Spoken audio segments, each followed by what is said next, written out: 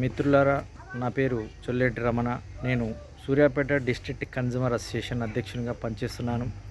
ఈరోజు ప్రధానంగా జిల్లాలో ఉన్నటువంటి 30 గ్యాస్ ఏజెన్సీలు వినియోగదారులకు ఎలాంటి సేవలు అందించాలనే దాని విషయం మీద చర్చిద్దాం.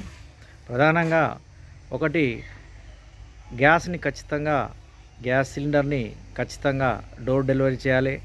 2, గ్యాస్ సిలిండర్ని వినియోగదారునికి ఇచ్చేటప్పుడు ఖచ్చితంగా తూకం వేయాలి. అదేవిధంగా గ్యాస్ లీక్ అవుతుందా లేదా అనేటటువంటి దాన్ని రెగ్యులేటర్ పెట్టి చెక్ చేసి ఖచ్చితంగా ఇవ్వాల్సి ఉంటుంది. ప్రధానంగా ఈ 3 సేవలను గ్యాస్ ఏజెన్సీలు ఖచ్చితంగా అమలు చేయాలి.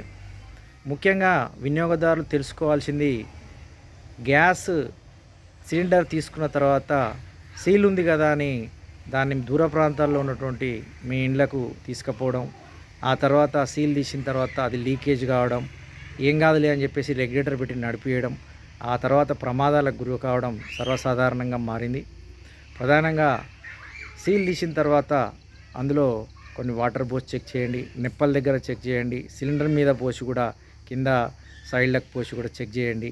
ఈ విధంగా చేయడం వల్ల మీరు మీ యొక్క ప్రాణాన్ని రక్షించుకోవచ్చు. ముఖ్యంగా గ్యాస్ ఏజెన్సీలు అనేటటువంటి వ్యాపార సంస్థలే కాదు, వినియోగదారులకు కూడా అవి సేవలు అందించాలి. కాబట్టి నేను చెప్పినటువంటి ఈ 3 సేవల్ని అవి ఖచ్చితంగా అమలు చేయాలి.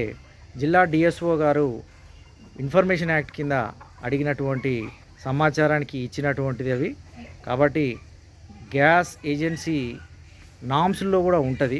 ప్రతి ఒక్క వినియోగదారుడు ఆ సేవల్ని అడిగి మరీ పొందండి.